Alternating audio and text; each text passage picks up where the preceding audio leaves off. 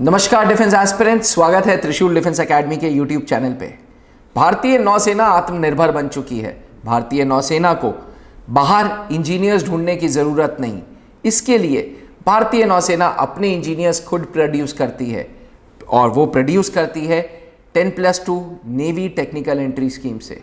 Defence aspirants, अगर आप भी 10+2 नेवी टेक्निकल एंट्री स्कीम के बारे में जानना चाहते हैं तो वीडियो को अंत तक ज़रूर देखिएगा। स्वागत है आप सबका त्रिशूल डिफेंस एकेडमी के यूट्यूब चैनल पे। आज मैं अभिनव मेहरोत्रा बात करूंगा क्यों 10+2 टेक्निकल एंट्री स्कीम भारतीय नौसेना में इंट्रोड्यूस की गई and what is the importance of navy 10+2 technical entry scheme. इसके साथ साथ इसकी एलिजिबिलिटी एंड एजुकेशन क्वालिफिकेशंस पे भी बात करूंगा। इंडियन नेवी काफ़ी बड़ा रोल प्ले करती है। 70% पूरी दुनिया में भी पानी है, तो भाई अपने आप में नेवी बहुत स्ट्रांग है। सदियों पुराना पहला ट्रेड नेवी के द्वारा हुआ था। सदियों पुराना किंगडम्स, अटैक्स, एक राजा दूसरे राजवाड़े में जा रहा है, ये सारा काम नौसेना के द्वारा हुआ। दुनिया के बड़े बड़े लीडर्स जब अपनी टेरिटरी को एक्सपैंड करते थे, जब अपने किंगडम को एक्सपैंड करते थे, ये सब नौसेना के द्वारा करते थे। तो इसमें कोई दो राय नहीं कि navy is the oldest force and is the most important force also. Defence aspirants, भारतीय नौसेना की अगर हम बात करें तो भारतीय नौसेना के पास भी बहुत ज़्यादा जिम्मेदारी है। पूरा इंटरनेशनल वाटर्स को, इंडियन वाटर को इंटरनेशनल वाटर्स से प्रोटेक्ट करने का काम भारतीय नौसेना का है। आज भारतीय नौसेना बहुत टेक्निकली एडवांस्ड हो गई है। पूरी दुनिया में 4 बेस्ट नेवीज में से एक नेवी इंडियन नेवी है। उसका रीज़न है Indian navy technically upgraded. Technically upgraded मतलब आज भारतीय नौसेना के पास टेक्नोलॉजी है, आधुनिक टेक्नोलॉजी है, जिससे वो दूर बैठा दुश्मन का मूवमेंट ट्रेस कर लेता है, जिससे वो पानी में नीचे बैठी सबमरीन दुश्मन देशों की सबमरीन्स को ट्रेस कर लेता है। आज भारतीय नौसेना की शिप्स, सबमरीन्स न्यूक्लियर केपेबल हो गई हैं। डिफेंस एस्पिरेंट्स, और ये सब चीज़ हुई है हमारे अच्छे मैन पावर की वजह से, अच्छे इंजीनियर्स की वजह से। भारतीय नौसेना ने शुरू से ही अपनी एलिजिबिलिटी में 10+2 फिजिक्स एंड मैथ्स वाले बंदों को ही हमेशा रखा। उसका रीज़न था क्योंकि भारतीय नौसेना टेक्निकल दिमाग चाहती है।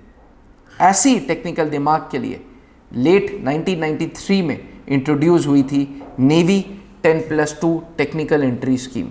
एक ऐसी एंट्री जो भारतीय नौसेना में आपको परमानेंट कमीशन बनाती है। एक ऐसी एंट्री जो भारतीय नौसेना में आपको till the age of retirement serve करने देती है एंड भारतीय नौसेना की कॉस्ट पे इंडियन नेवल एकेडमी एजीमाला में आप 4 साल का बीटेक कोर्स करते हो। डिफेंस एस्पिरेंट्स, मैं आपको बता दूं, भारतीय नौसेना की 3 ब्रांचेस हैं, executive branch, technical branch and education branch. इन तीनों ब्रांचेस में ये ओपनिंग आती है। लगभग 35 वैकेंसीज आती हैं एक बार के फॉर्म में। ये फॉर्म सिर्फ और सिर्फ अनमैरिड मेल्स भर सकते हैं। वो मेल्स जिनकी उम्र 16.5 से 19.5 साल है, वो सारे के सारे बच्चे ये फॉर्म भर सकते हैं। लेकिन शर्त ये है कि 10+2 में फिजिक्स, केमिस्ट्री, मैथ्स में मिनिमम 70% मार्क्स हो एंड जेई मेंस का एग्जामिनेशन दिया हो। कहीं ना कहीं भारतीय नौसेना ये कहता है कि भाई आपको इंजीनियर बनना है तो आपके अंदर जेई की रैंक होनी बहुत ज़रूरी है।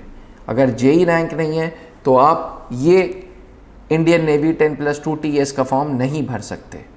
क्योंकि भारतीय नौसेना इंजीनियर्स बना रहे हैं, इसलिए भारतीय नौसेना जेई रैंक को बहुत इंपॉर्टेंस दे रहे हैं। डिफेंस एस्पिरेंट्स, जब कभी भी एक इंडिविजुअल जेई का फॉर्म भरता है तो ये अनुमान लगाया जाता है कि वो क्योंकि इंजीनियर बनना चाहता है, क्योंकि वो इंजीनियर बनने में इंटरेस्ट रखता है, इसलिए उसने जेई का एग्जामिनेशन दे रखा है।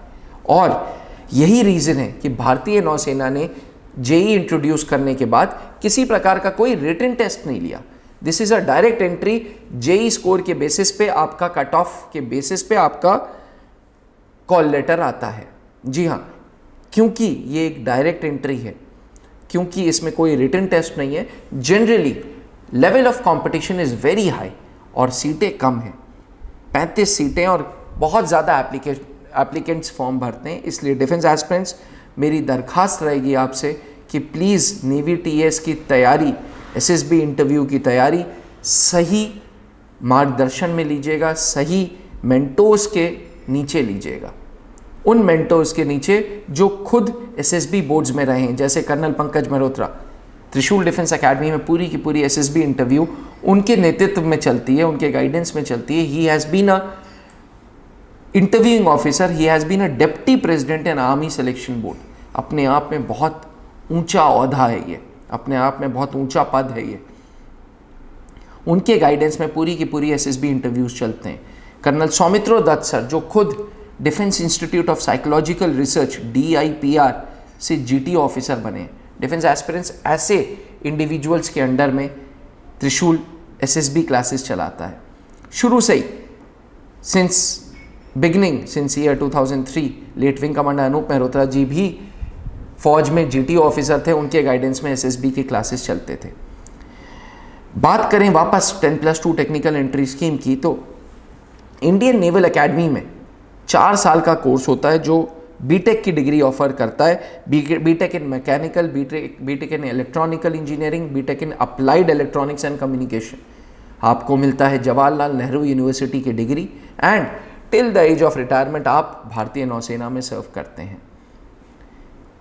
स्पेशली 2 क्राइटेरियाज नेवी टीएस के लिए मीट आउट करने। पहला, उम्र 16.5 से 19.5। दूसरा, PCM में फिजिक्स केमिस्ट्री मैथ्स में 70% एंड जेई की रैंक्स। अब अक्सर मुझसे इंडिविजुअल्स पूछते हैं कि सर जेई की कितनी रैंक ले आएं कि हमारा भारतीय नौसेना का नेवी टीएस में फॉर्म शॉर्टलिस्ट हो जाए। पहली बात तो ये समझ लें कि फॉर्म शॉर्टलिस्ट का सिर्फ और सिर्फ एक ही क्राइटेरिया है, जेई का स्कोर। बिल्कुल मिनिमम 70% चाहिए, इसलिए जेई के स्कोर के बेसिस पे फॉर्म्स को शॉर्टलिस्ट करते हैं, इसको उठाते हैं, इसको रिजेक्ट करते हैं। इसलिए नो डाउट्स जेई का स्कोर अच्छा होना चाहिए। लेकिन पिछली बार कुछ ऐसा हुआ जो बिल्कुल डाइजेस्ट नहीं हुआ। पिछली बार 9.5 लाख रैंक जिसकी है उसको भी भारतीय नौसेना ने उसका भी फॉर्म शॉर्टलिस्ट कर लिया। डिफेंस एस्पिरेंट्स, इसका मतलब ये था कि भारतीय नौसेना पिछली बार बहुत फ्लेक्सिबल हो गई थी जेई रैंक्स के लिए। हाँ, उससे पहले ये बात सच है कि 4.5 लाख रैंक से लेकर के 6.5 लाख रैंक तक के इंडिविजुअल्स को बुलाया था, लेकिन पिछली बार 9.5 lakh rank was a surprise to us also. हर बार Trishul defence academy has made it a point कि हम नेवी टीएस, आर्मी टीएस के बैचेस अलग चलाएं, और हर बैच से हमने सिलेक्शंस दिए हैं। शिवाशीष मिश्रा TS 45 का हो, Ayush Yadav all India rank 12 TS 46 का हो, सत्यम तिवारी TS 47 का हो, या शिव सुंदर बेहरा का TS 48 का। त्रिशूल डिफेंस एकेडमी ने हर बैच से रिजल्ट्स दिए, और उसका रीज़न है हमारा 14 दिन का कैप्सूल कोर्स जो SSB इंटरव्यूज़ को इस तरीके से कवर अप करता है कि आप नेचुरली वहाँ पे परफॉर्म करते हो। कहा यह जाता है कि SSB इंटरव्यूज़ इस टेस्ट ऑफ योर पर्सनैलिटी। कोई रटी रटाई चीज़ नहीं चल सकती वहाँ पे, कोई रटी रटाया अप्रोच नहीं चल सकता। इसलिए 14 दिन के इस कैप्सूल कोर्स में हमने इस तरीके से चीज़ें कवर की हैं कि आपको रोज़ ऑफिसर इंटेलिजेंस रेटिंग टेस्ट मिले, रोज़ आपकी रीजनिंग स्किल्स सुधरें, रोज़ लेक्चरेट्स एंड ग्रुप डिस्कशंस हो, ताकि आपकी पर्सनैलिटी उभर के आए, आपके अंदर कॉन्फिडेंस हो। आपको रोज़ ऑफिसर लाइक क्वालिटीज़ का मतलब समझाया जाए। Colonel Pankaj Malhotra sir, colonel Soumitro Dutt sir इस तरीके से प्रैक्टिकल अप्रोच कराते हैं पढ़ाई के लिए कि आपको ओवरऑल पता भी नहीं चलता that where all your officer like qualities are being reflected. State of art infrastructure के साथ नॉर्थ इंडिया का one of the best GTO grounds भी त्रिशूल डिफेंस एकेडमी के पास है।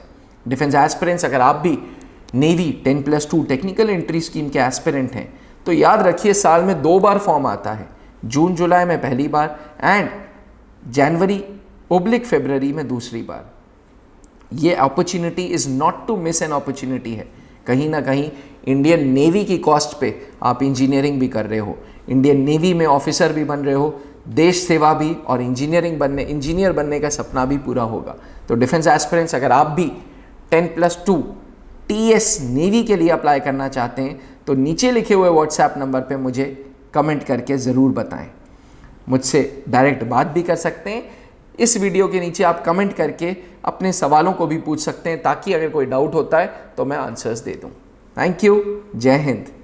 जहां बनते हैं देश के गौरव, इंडिया का एकमात्र ऐसा कोचिंग इंस्टीट्यूट जहां कैडेट्स को ट्रेन किया जाता है आने वाले डिफेंस एग्जाम के अनुसार। अगर आपका भी सपना है भारतीय सेना में शामिल होकर देश की सेवा करने का, तो आज ही ज्वाइन करें त्रिशूल डिफेंस एकेडमी।